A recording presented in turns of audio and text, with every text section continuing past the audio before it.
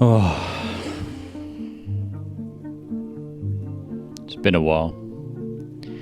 It's been a while.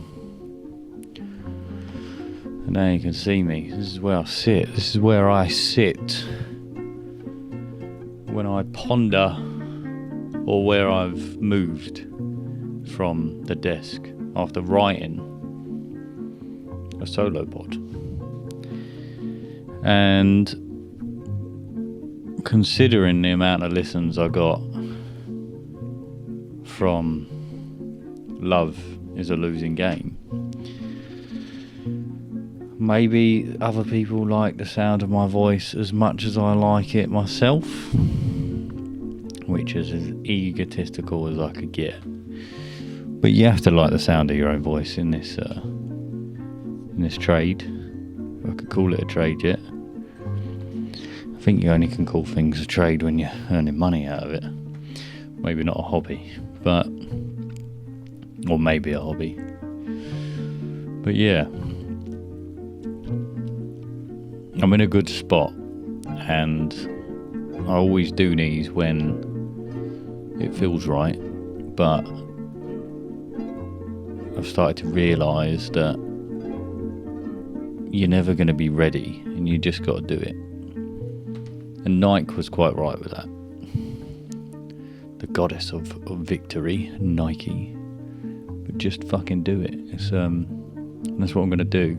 I'm not going to go on and say, I'm going to do it once a week. I'm going to do it then. Because when you say that, you're allowing yourself to let yourself down. I'm just going to say, I'm going to do it. And these are going to be weekly. I've been working like an absolute lunatic. We're building as many episodes as we can. I've got some seriously entertaining and interesting stories and people and lives and realities to all bring to you. And the launch date is the 25th of May. There will be a launch party. If you know me closely, you will be invited. But probably can open it up as well.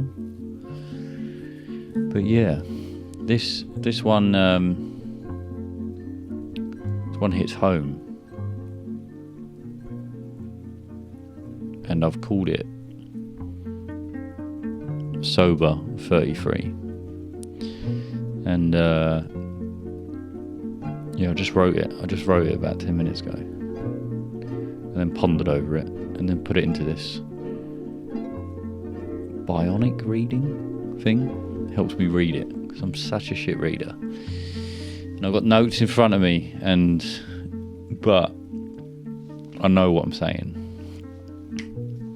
even though it doesn't seem like it right now. But yeah, just to recap, the 25th of May is when I'm launching, and there will be maybe 2 to 4 episodes on that day coming out to tease you, to get you involved. And you know, I want to give out 4 in a bit of a Netflix style, and the solo pods are going to be jammed in there as well. But I feel like I've been away from a while, even though I feel like I've been doing a lot.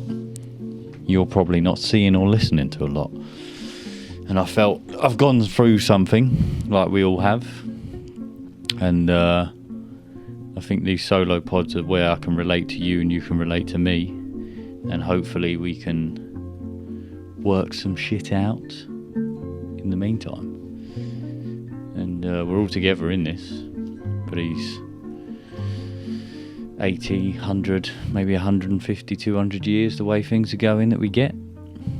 You know, stem cell treatment goes the right way if we start using the right technology. Stop taking the wrong drugs, start taking the right ones, we might get longer. But that all depends whether we need longer. But yeah, it's a Sunday night. I'm in the shed, and I'm feeling sober. Sober at 33. Maybe I'll call it that. Sober at 33. My mic's definitely on as well. And sober, I am sober. That's how I want to put it. I am sober. Only for today though. Because if you let the devil know you're going to do it for 365 days, he's going to have a real strong position. So this kind of shit you just take day to day. And I'm an addict. I've been an addict for years. And there's many forms of addicts, you know.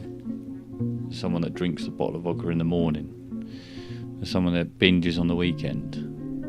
There's someone that overloads himself with stimulation of TV for hours and hours and hours. But all it ever is escaping your reality and using a short-term comfort to put you in an illusion that everything's okay. When it's going to be okay anyway. But it's different. When you say to people, I am sober. You know, not, nah mate, I'm not drinking. Because I've done that a million times.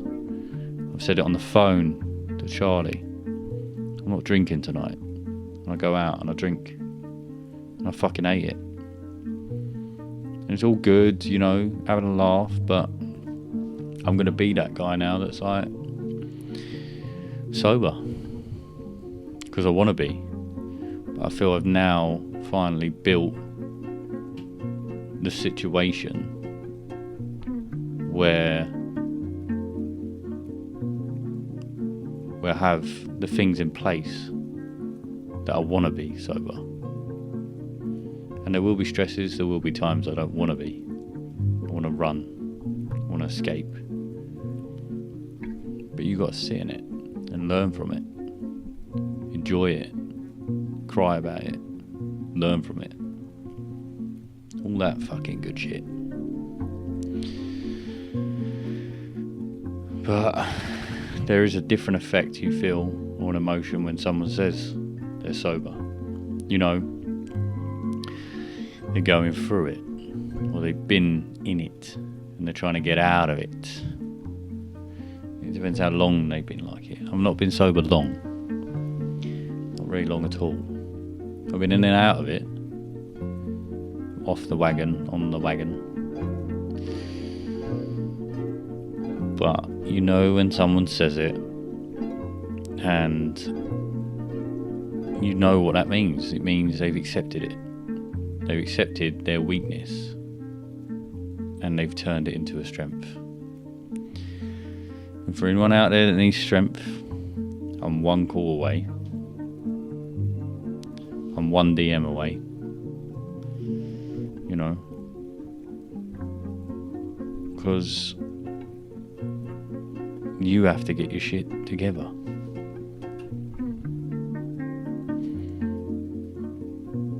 You have to get your shit together in order to help other people. And today, to tell you the truth, I feel like I have. I feel like I've finally got my fucking shit together. And to other people, probably looks like I haven't got my shit together at all. I'm doing all these things, I'm trying to talk to all these people, I'm trying to learn all this stuff. And I'm trying to do it all without not being out of it. Not just thinking, oh, you done well. You done well today. Go and fucking, you know, go let loose. What does go let loose mean anyway? What are you letting loose for?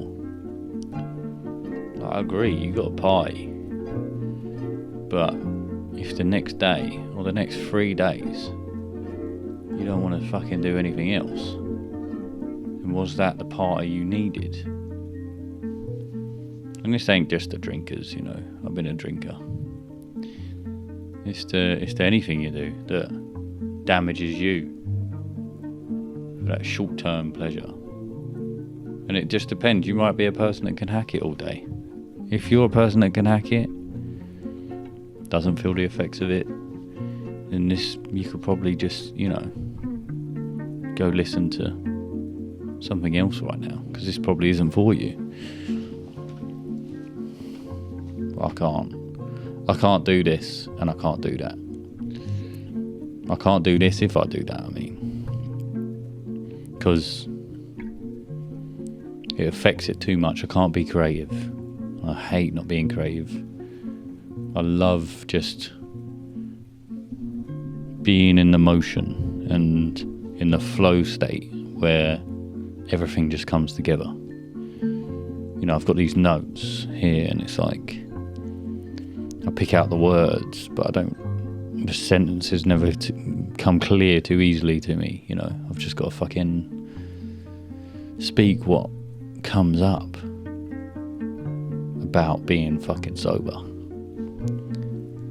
And it's weird, like first 10 days you're sober, you know, and people know me, they know I look after my energy. I try to anyway. I try to work out whether is that pleasure going to be worth the outcome? Is that going to fuck up who I am? Is it going to turn my reality into something I don't like anymore? And that's a trigger that's trying to change you. What does a trigger do? Fires that fucking loaded gun. And that's where you got to think in that moment, because when that bullet goes, it goes so quick. And a consequence can last for ages. You got to work out in that moment, should I fucking do this? And if you fuck up so many times, you know. I saw the other day Einstein went into a lecture and he done the 9 times table. And I'm not going to fucking recite it because I'm a mathematical penis. I cannot do maths at all. But what he did was got every single question. 1 times 9, 2 times 9, 3 times 9, 4 times 9, all the way up to 10 times 9. And the answer he put was 91. And everyone in the class laughed. And he waited a while everyone laughed at him. And eventually they stopped and he said, you know,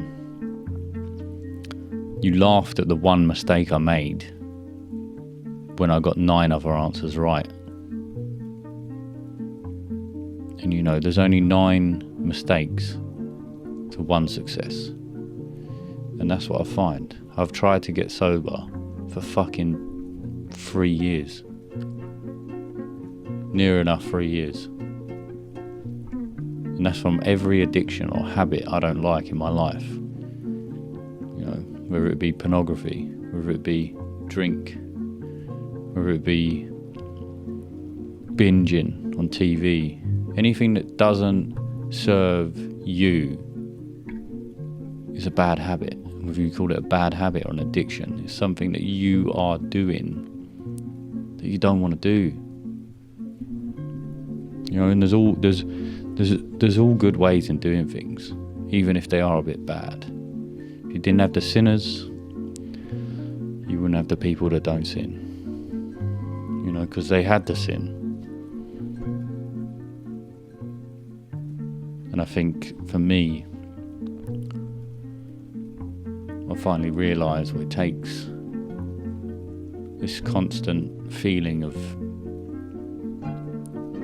feeling alive, nervous, scared, tired, awake.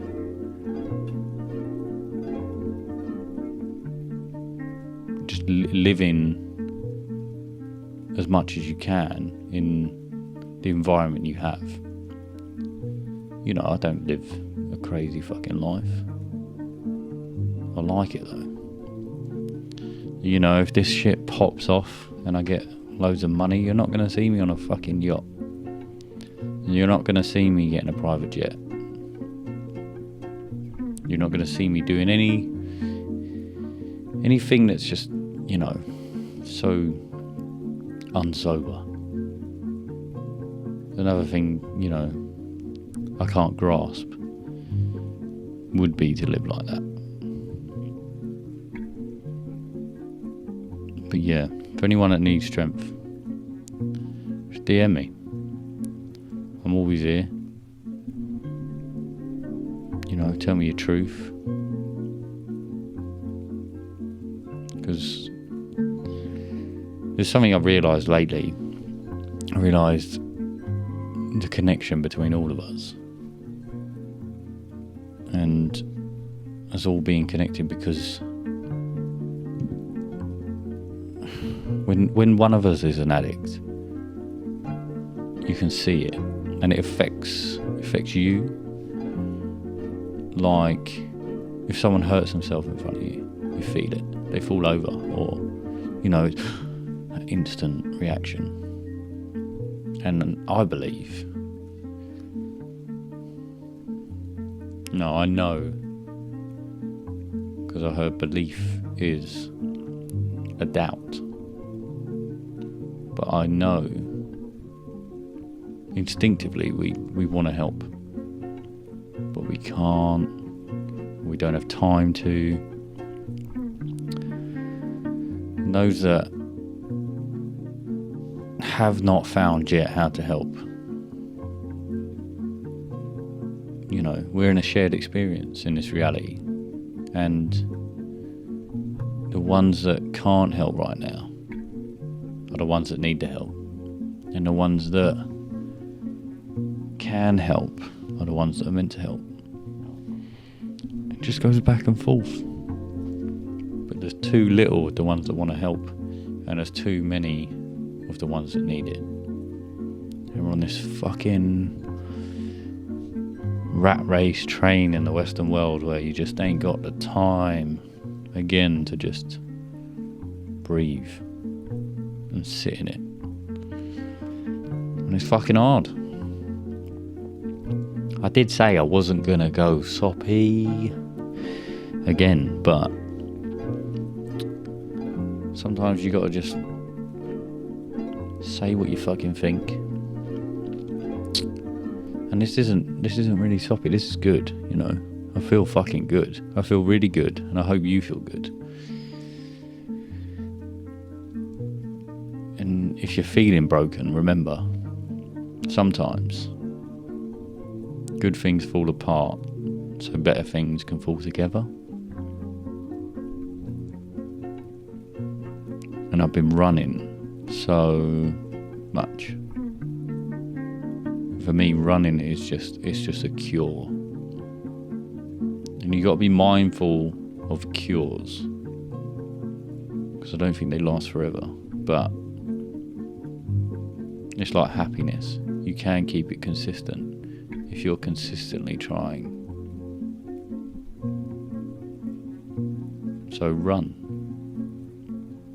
Run towards your future. That one is your truth. The one that makes you want to run. Where you may just have understood the fear in you to really be the fire in you. The fire you have to run through. Make sure you fucking run through it. But this life isn't without its traumas. I was thinking about zodiacs, and I was thinking, everyone just says they're bollocks. But if you are something before you come out into this realm, and we work within a constellation,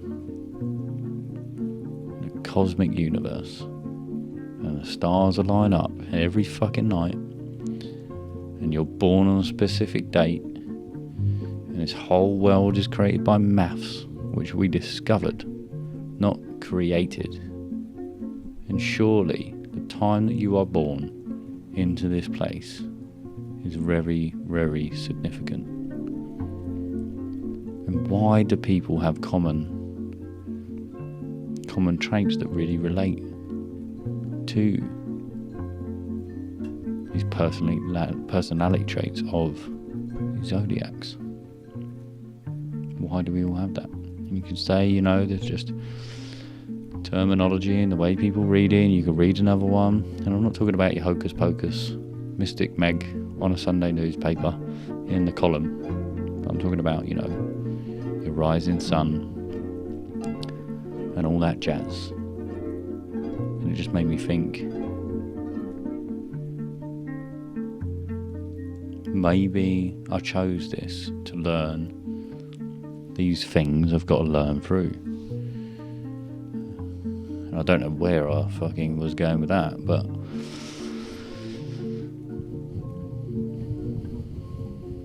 know thyself, I believe I was going with that. Because that's all it is. As you go on and on and on, you start to realise, okay, if I do that, I'll do that. If I do this, I'll do that. If I do that, who knows what's going to happen with that? And who put it there anyway? And is it really fucking serious? But if you found that fire, and if you fucking run through it, good fucking job. Create whatever it is you wish to create. Forget about, oh, you know, I've got this to do, or the kids are over this weekend. I ain't got any, so I've got no excuse. But if you can find time will find you. And whatever you're meant to do, just do it. And if it's you want to get sober, make sure you do that thing that it is you enjoy, and do it so much you don't want to ruin it. Put the barriers up in a good way. But no, if you're anything like everyone, and you know you do anything you put your mind to, that can also be a blessing, as much as it can be a curse. As if you put your mind to being unsober, that you shall be. And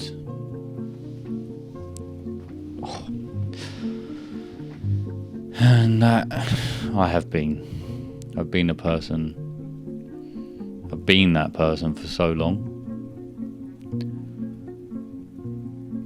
And I guess I'm changing. I've changed. I'm fed up. I used to get nervous about going to a gym. And now I'm going Kung Fu. Fucking Kung Fu 3 nights a week. Hiya!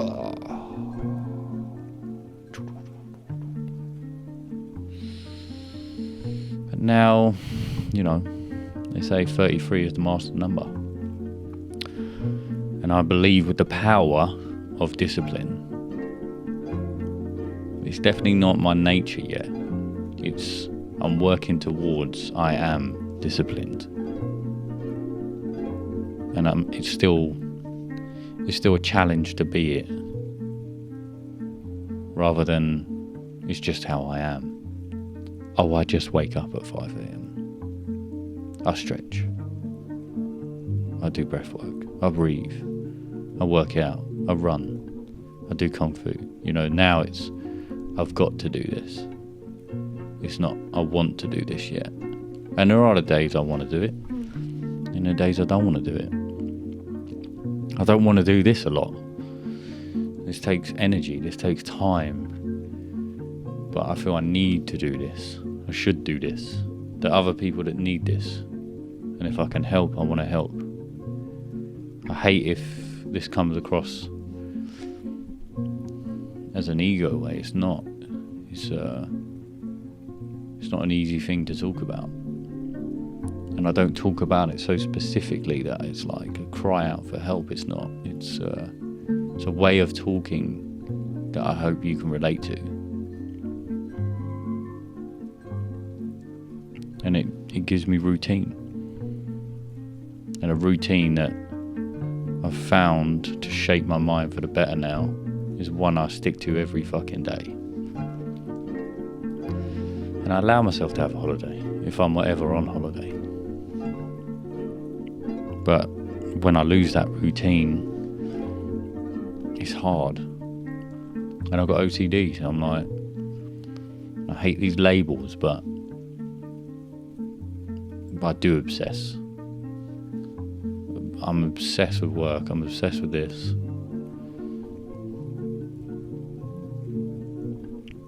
What I can say now, and I'll say it only for today, I am sober. But tomorrow, I may not be. Tomorrow I'll face the same shit. But good shit. I've got so many pods coming on in a minute. I've got 5 this week. And I don't want to be in a position where there's more anxiety than there should be. There's less energy than there should be. There's less questions because of fear. You know? I want you to experience as much as I'm experiencing from this next release. And I'm committed for the next 7 months to be sober forever. But for the next 7 months, I'm committed to fucking doing this. I've done it for a year now, maybe more. But tomorrow, only by the end of the day, when I'm in my fucking bed, try and astral project, I will know that I'm sober yet again for another day.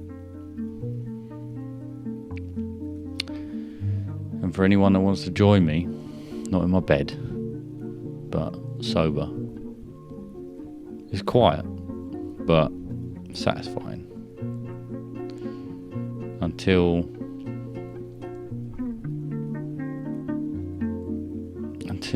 it happens. And it does happen fast. Fast as I can run from it, it runs to me. And they say life will feel like a dream until you wake up in hell. And I've been close to hell. I feel the heat, but you never really know that you're there when you're there. You just feel shit. Even with running water, available food, and the touch of my thumb. My surroundings are clean. And I create an absolute mess. Or I have done. Not anymore. But you know, of what other people in a terrible place would call an amazing life. You know, you're healthy. Right, you might be month to month. You might be struggling to get this pod off the ground. But you got half of your shit together.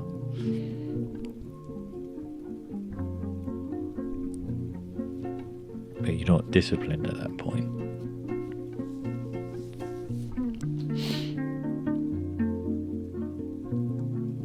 And sober in this reality,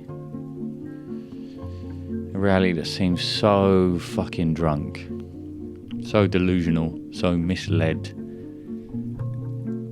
is highly fucking uncomfortable. But you see it for what it is. You know, when you're in the pub and you've been sober, and I haven't been there for a long time, and the lights come on, or when you're drunk and the lights come on, and you look around and you're like, fucking hell, what the fuck is going on in here? And that's what it looks like on the news at the minute. Absolute chaos. And I don't know whether it's we're more connected and everything's just more readily available, but it's just non-stop.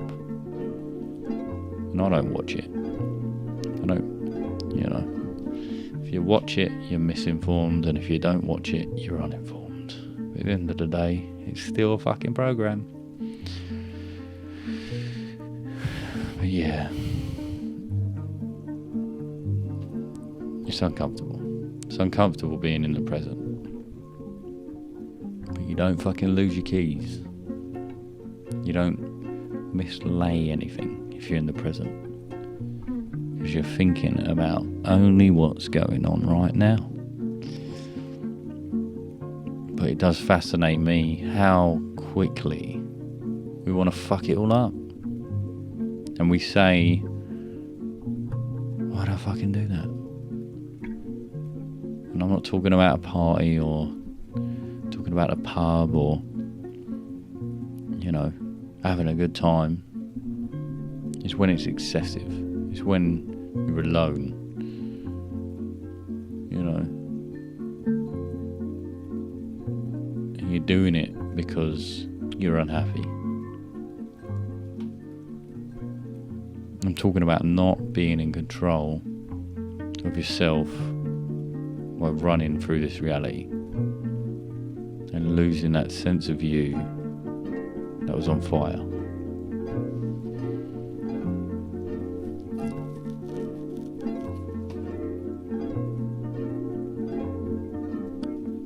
Why is it just so hard to say I need help? Just say I fucking need help. And I'm not saying I do right now. I'm good. But I feel now I'm in that position on the other side. I've come out of that reality. And I feel I want to help. Because this shit is fucking hard. And the devil works harder.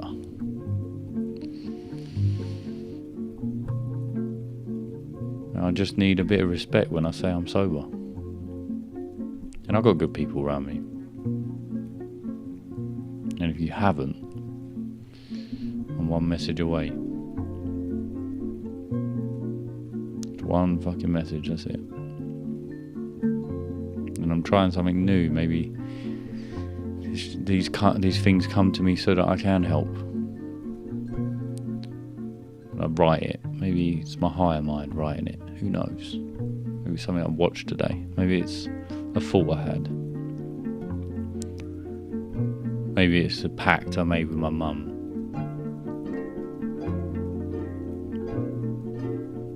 That's probably it.